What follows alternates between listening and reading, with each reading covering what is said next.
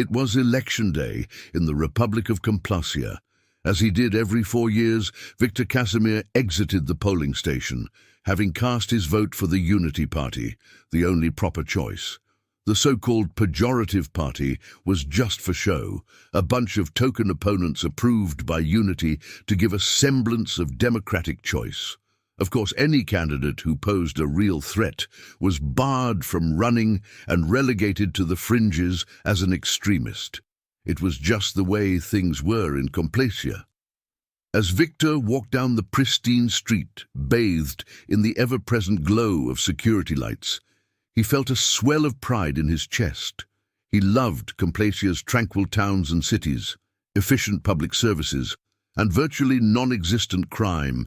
He credited the Unity Party with maintaining this prosperity through their bold vision and firm hand. It made his skin crawl to think what Complacia would look like if the radicals ever took power. Chaos and depravity, no doubt. Approaching his housing unit, Victor smiled and waved at the men in dark armor flanking the entrance. They were the Thought Patrol, Complacia's guardians against ideological impurity. It was reassuring to have them monitoring his building at all hours. He remembered the last election 4 years ago when the radicals caused all sorts of trouble. The Thought Patrol had quickly put a stop to that with their signature brute efficiency. He hoped this election night would pass just as peacefully. Victor's living room telescreen was blaring, announcing the exit polls in Complacia's distinct clipped accent. The projected result stands at 82% for Unity, 13% for pejorative, and 5% abstentions. Just as expected. The pejorative party was barely even relevant enough to be an annoyance. The real battle was always over the abstentions, the disaffected and the agitators who refused to vote legitimately. Victor shook his head, unable to comprehend how anyone could not be satisfied with Unity's leadership. But he supposed some people were wired to complain and criticize, even with utopia staring them in the face. Settling into his armchair, Victor decided to message his brother, Alphonse, before the official results came in. When the call connected, Alphonse's face appeared on Victor's telescreen, looking tense and hollow-eyed. "Did you vote?" Alphonse asked abruptly. "Of course, did you expect anything less?" Victor replied. Alphonse sighed. "I'm just making sure we're all playing it safe. The Thought Patrol are out in full force tonight." "As they should be," Victor said indignantly. "We can't have any troublemakers disrupting this proud day for Complacia. Everything I've seen points to Unity winning handily once again." "Yeah, I'm sure it'll be another landslide," Alphonse muttered, glancing over his shoulder. Victor leaned forward, suddenly concerned. "Alphonse, is everything all right? You seem on edge." His brother flinched at the observation and forced a smile. "Everything's fine, don't worry about me. I know better than to cause problems." Unease creeping into his gut, Victor chose his next words carefully. "I hope you also know better than to get caught up with fringe elements who want to cause problems. Complacia protects us from those who would undo our stability and prosperity." Alphonse laughed dryly. "Your faith in Unity is inspiring as always, Victor. Maybe I'm just tired of stagnation, of settling for stability when improvement could be achieved." Victor's face hardened. "Careful, brother. That kind of dangerous thinking leads people down dark paths." Looking defeated, Alphonse ran a hand over his unshaven face. "Just trying to have a conversation, that's all. Didn't mean to upset you." "I think we should cut this short," Victor said stiffly. "The official results will be announced soon." "Yeah, wouldn't want to miss that." Alphonse moved to terminate the call, then hesitated. "Victor, do you ever wonder—" He trailed off, shaking his head. "Never mind. Forget I said anything." The screen went blank before Victor could respond. He sat disturbed by the exchange. His younger brother had always been a bit of a brooding idealist, but this seemed different, almost radical. Victor resolved to notify the Thought Patrol of his concerns. One could never be too careful when it came to potential ideological contamination. An urgent news alert flashed across the telescreen as he reached for his hollow tablet. The Unity Party spokesperson was at the podium, flanked by flags and patriotic banners. "My fellow citizens, I am pleased to announce that Unity has achieved a resounding mandate from the voters of Complacia." His pronouncement was met with enthusiastic applause from the carefully curated audience. Victor exhaled, reassured by the expected outcome. The spokesperson continued, "The final tally stands at 79% for unity, 15% for pejorative, 6% abstentions. This historic victory affirms the Complacian people's faith in our vision of security, prosperity, and ideological alignment." More cheers erupted. The telescreen cut to a live shot of cheering Unity supporters waving banners outside the Citizens' Tower, an immense obsidian spire in central Complacia that housed all government offices. Victor gazed at it in awe. To him, it represented the beauty of absolute efficiency and conformity. As the camera panned across the exultant crowd, Victor saw a few grim-faced individuals holding signs that read, "Demand real choices." But before he could make out the words clearly, the feed cut back to the Unity spokesperson. "Let us also acknowledge the misguided few who have turned away from Unity's light.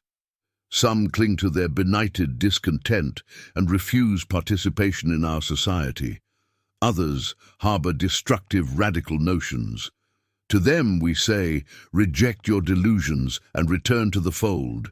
Unity welcomes you back if you repent your opposition. Our world has no place for division when Complacia could be an ideological paradise. Conform and be saved." Watching the address, Victor swelled with nationalism. The spokesperson was absolutely right. Unity was the only sane choice for Complacia's future. The alternatives were too terrible to conceive. As the night wore on, Victor occasionally peered out his window between celebratory news bulletins. He thought he spotted more Thought Patrol than usual, stopping civilians to check their IDs. Squads on night patrol seemed tense and ready for confrontation. From a distance, he heard what sounded like a protest chant, rapidly silenced by deafening volleys of riot suppression fire. Victor grimaced. The radicals were already attempting to undermine this fair and free election. He turned up the telescreen to drown out the commotion. The next morning, Victor headed downstairs to grab his usual breakfast kiosk coffee and pastry. Emerging into the open air, he was surprised to see a greatly expanded Thought Patrol presence surrounding his residence. They stood at rigid attention, clad head to toe in body armor, gripping menacing riot batons. As Victor passed, their faceless helmets tracked his movement. He quickened his pace. Approaching the bustling coffee kiosk, Victor noticed people congregating nearby, murmuring in hushed tones as they watched patrols march by. News bulletins on the kiosk telescreen reported that authorities had thwarted illegal gatherings overnight by radical agitators attempting to protest the election results. Victor shook his head disapprovingly and ordered a caffeinated Nutri-drink.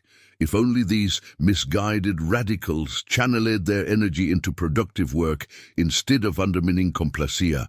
Didn't they realize Unity had made the country an enviable model of peace and prosperity?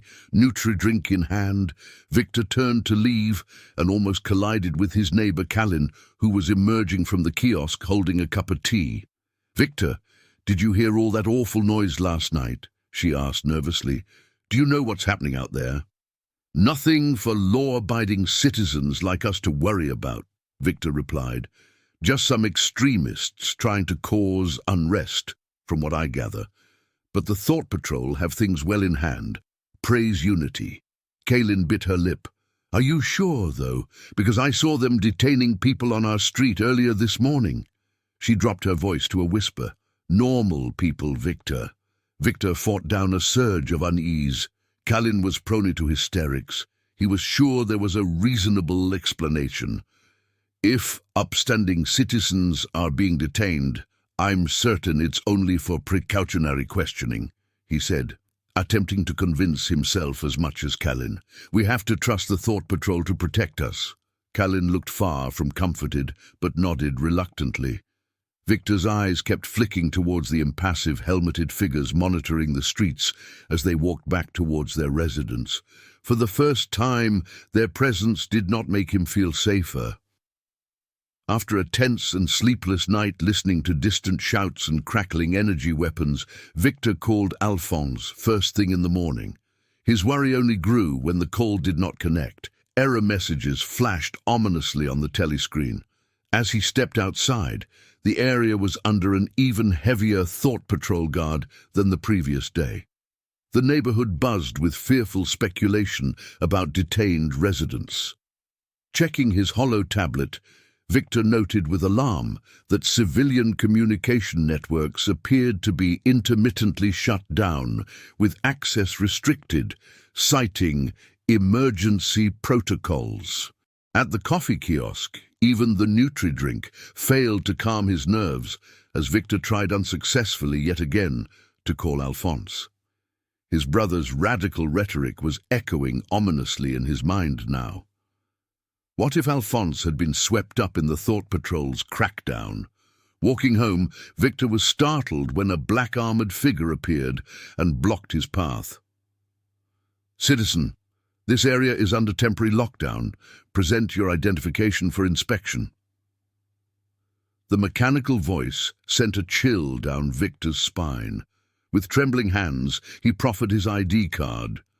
The faceless figure studied it carefully before returning it. "Very well, citizen. You may pass, but remain indoors until the curfew is lifted. This is for your own protection." Victor nodded mutely and quickened his pace, not feeling reassured in the least. The following days passed in a blur of tension and confusion. Emergency restrictions seemed to expand by the hour. Paramilitary forces occupied the streets. House-to-house inspections began as the Thought Patrol searched for illegal activities. There were rumors of clashes and gunfire in distant districts. Officials called for calm and vigilance. Victor gave up trying to contact Alphonse after a dozen failed attempts. He had not left home after being stopped that first morning, too afraid of attracting suspicion. Though he still believed the Thought Patrol was working to protect loyal citizens, he could not shake the ominous feeling that something terrifying was unfolding in Complacia.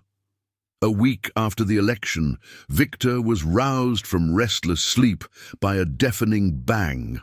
Heart pounding, he ran to the window and was confronted by a scene from a nightmare. The entire street was filled with Thought Patrol uniforms. Kalin and other neighbors were face down on the pavement, wrists bound, while armored troops stormed their residences. Victor stood petrified, wondering if he was still asleep. The brutal surreality of the moment could not possibly be real. But the sound of heavy boots outside his door left no room for doubt. This was a raid. Scrambling backward in panic, Victor suddenly remembered his brother's seditious words. Alphonse must have been involved in something illegal, and now Victor was guilty by association. His door burst open under repeated blows. Victor cowered, pleading with the merciless masked figures that this was all a mistake. Their only response was to bind his hands and drag him outside. As Victor knelt on the pavement next to a softly crying Kalin, he caught a glimpse of numerous other Complacians being pulled forcibly from nearby buildings. Many were people Victor recognized as upstanding citizens and unity supporters. None of this made any sense. Once the entire block was subdued, a Thought Patrol commander addressed the frightened group. His amplified voice echoed through their recriminating helmets. "Citizens, this area is now under the control of the Office of Ideological Compliance. You have all been detained for interrogation to root out anti-unity activities and sympathies." Frozen in disbelief, the words barely registered to Victor. This had to be some kind of awful authoritarian nightmare. How could the Thought Patrol treat loyal Complacians this way? Victor gave in to despair as they were led away to the waiting armored transports. With a pang of sorrow, he realized Alphonse had seen the truth long before him. Complacia was plunging into darkness, and Victor had been blind. The last transport rumbled away down the street towards the towering monolith of the Citizens' Tower. Around its gleaming obsidian facade, the last vestiges of liberty in Complacia were smoldering, and Victor mourned for the death of everything he thought he knew. Tattoo Nerdy the End.